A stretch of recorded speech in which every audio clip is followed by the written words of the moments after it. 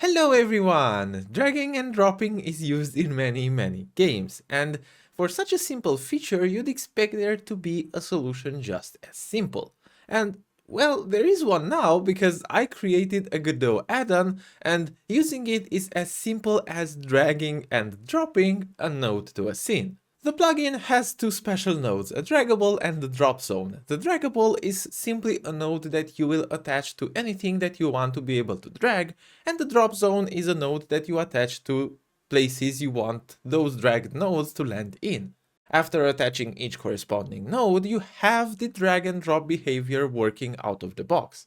However, simple to use does not mean basic. This plugin also comes with draggable filtering, multiple snapping styles, and fully customizable drop behaviors. In this video, we are going to take a look at how to use the plugin and at the fun behaviors that we can get by configuring it. Finally, you can use this add-on absolutely for free in any kind of project, so your support will really help me keep creating stuff like this.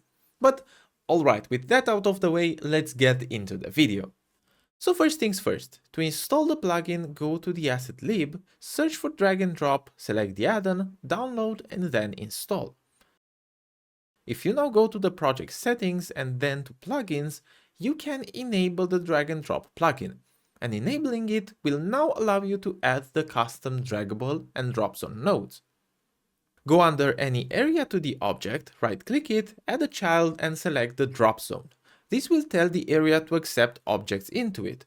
Because this is a pinboard, we want to set the snap style to no snap so that we are able to place our objects anywhere on the zone. Now go under another area to the object, right click and add a child, but this time search for draggable.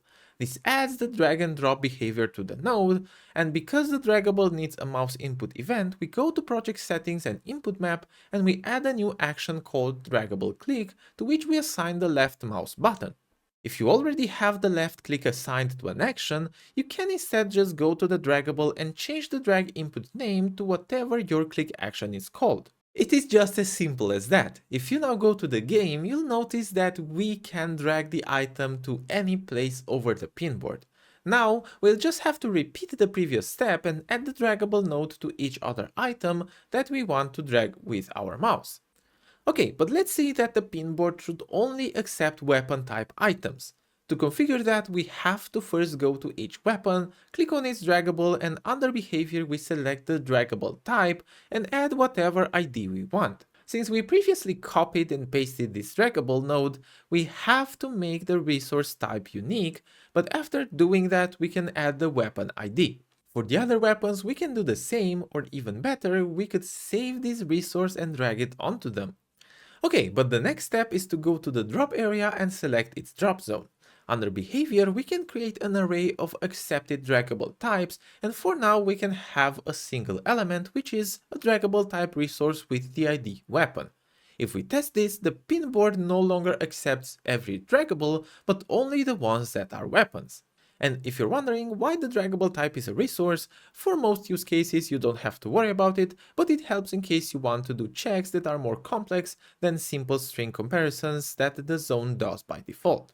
Okay, but let's now move on to adding the drop zone behavior to the other regions.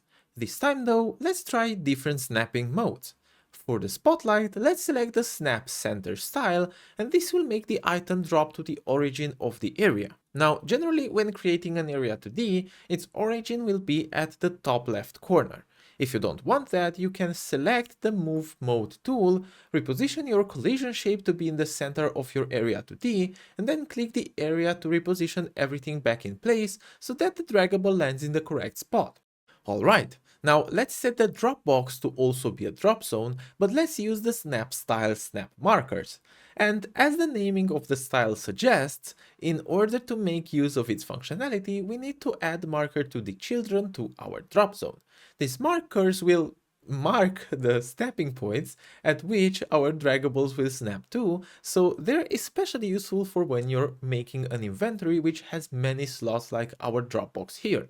Now, the cool thing about these snapping points is that they keep track of what's attached to them. So, if I were to drag an item over a point that already has something in it, the snapping point will reject the new item and send it to the closest available snapping point. But only having this behavior is probably not enough for games in which you'd want to, for example, replace the item, or maybe stack some items, or maybe do some behavior that I didn't think of while implementing this plugin. And this is where custom behaviors come in. The add-on already contains 3 custom behaviors.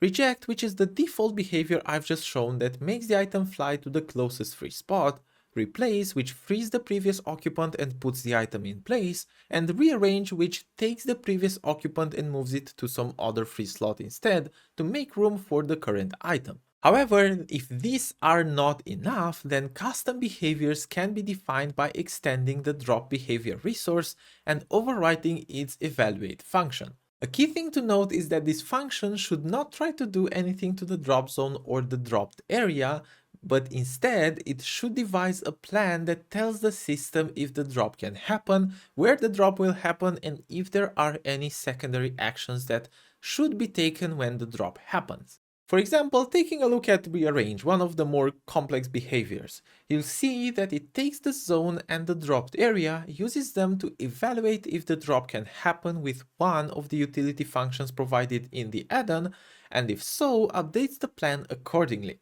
Now, since the behavior is called rearrange, we want to also arrange any previous occupant to a new position. So if there is an occupant, we look for a free spot close to it, we find it, and we attach an action to the plan or simply say we can't drop if otherwise. Now, these actions can also be defined by us, and contrary to the behaviors, we can use them to mutate the zone or its snapping points however we want. For example, the relocate action clears the current occupant reference, logically attaches it to the new spot, and then actually moves it to its position.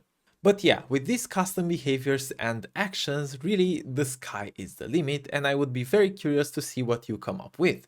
There are also additional configurations that can be used for modifying the plugin. For example, you have a dragging speed or a dragging Z index for the draggable, and the attached spot under which draggables exist in a drop zone, but you can check them out in more detail in the plugin documentation on the GitHub repository or directly in the README file that comes with the add-on. Oh, and speaking of repositories, my previous universal transition shader just got 345 stars, which is absolutely insane to me, so I just wanted to really thank you for that. Okay, but to wrap things up, I really hope this helps. And if it does, I hope you drag your mouse and drop a like to this video. And thanks a lot for watching, thanks a lot to my supporters, and see you in the next one. Bye bye!